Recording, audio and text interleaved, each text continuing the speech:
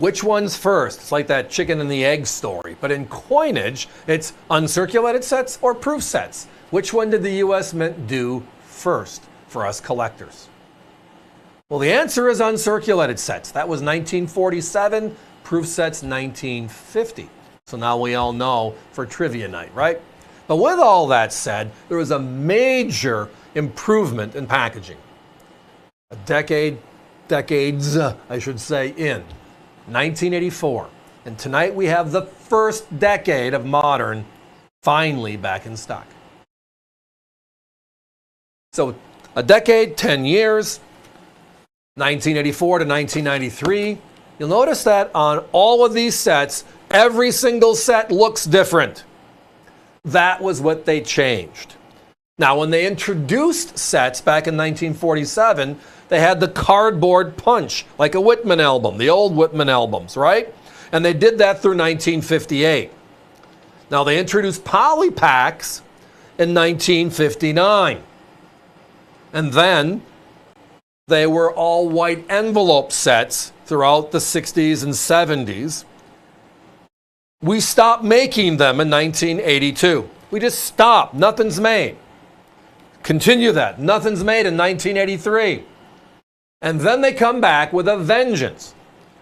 Every set has its own unique look and feel. So if you look at a 1989, you can look at the outer envelope that the coins are put into, the sleeves, you know what it is. Right? You know the blue set, you know the green set, you know the first set. Beautiful. They changed it again with the state quarters in 1999, presidentials in 07, and they're always looking to improve just how they present to us the best coins. Well, going to your bank and getting the roll of coins is a way to get uncirculated pieces. But if you live on the East Coast, you don't get West. If you live on the West, you don't get East. If you're in the middle, sometimes you don't know which one you're going to get. The theory of the Mississippi divides us in reference to East and West kind of works, but is it always on the distribution? These sets were intended to have all of the coins made for circulation in uncirculated condition and then put into a special package. Now, there is a Philadelphia poly pack and then there is a Denver poly pack, right? Those two sleeves fit in each envelope. This is that first decade of modern. Anybody done the math yet? $59.95 divided by 10 means we are under $6 for a vintage, original mint set. That is the outright best of the best.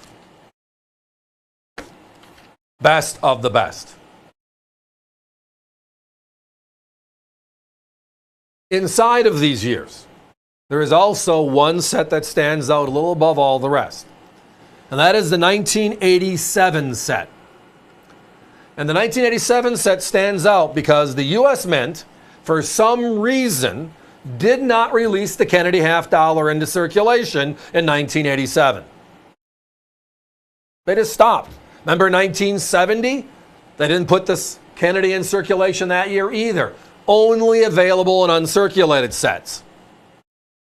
So that 1987 set, which is that second shelf on the top, on the right, is one of the keys to the entire decade here we're talking about. Under $6 a set. Now, if you buy them Kennedy by Kennedy, right? Just the Kennedys alone. And there's 2 Kennedys per set. A Philadelphia Kennedy and a Denver Kennedy. The Philadelphia Kennedys, coin by coin, in uncirculated condition, is a little over $100. $104 to be exact. Now the Denvers are a little under $100. Their 10 coins are $98.75. When you add both, all 20 Kennedys, you're over $200. And that does not subtract from the cents, the nickels, the dimes, or the quarters that are also in these sets. Thank you, Hunter. When you're looking through these, you're also noticing a 6th cent-looking item. It's one of the other ways you can tell they're original mint sets.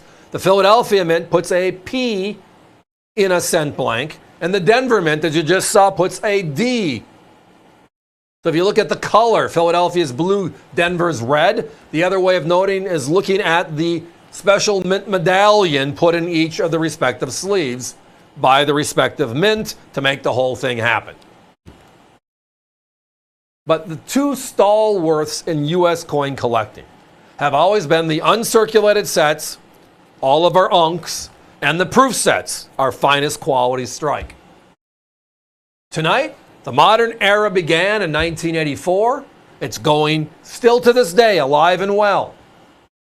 But this is the decade that made the packaging now something to be proud of.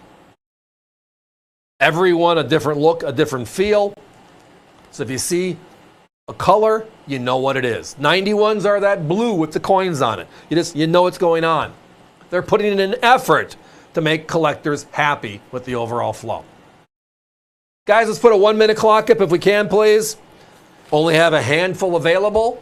And the key set again here is the 87 in this decade. And that is because if you bought a Kennedy $50 album from us or any of our competitors, or you just built it yourself, the only way to get a Kennedy set, a Kennedy from that year, 1987, is from this set. That's it. No other options. They didn't do it. So again, tonight, buy these sets with us, under $6 a set, $59.95 for all of them. The competition's north of $100 for these same sets. You buy just the Kennedys by themselves, it gets even sillier. We're a third of the price. And it comes down to value, value, value. In today's marketplace, there are some hidden secrets. And one of them is these beautiful, vintage, uncirculated sets that are so affordable. So whether it's for yourself or one of the newbies we're bringing into the industry to teach them about this beautiful hobby we have, collecting coins, this is a great place to do it.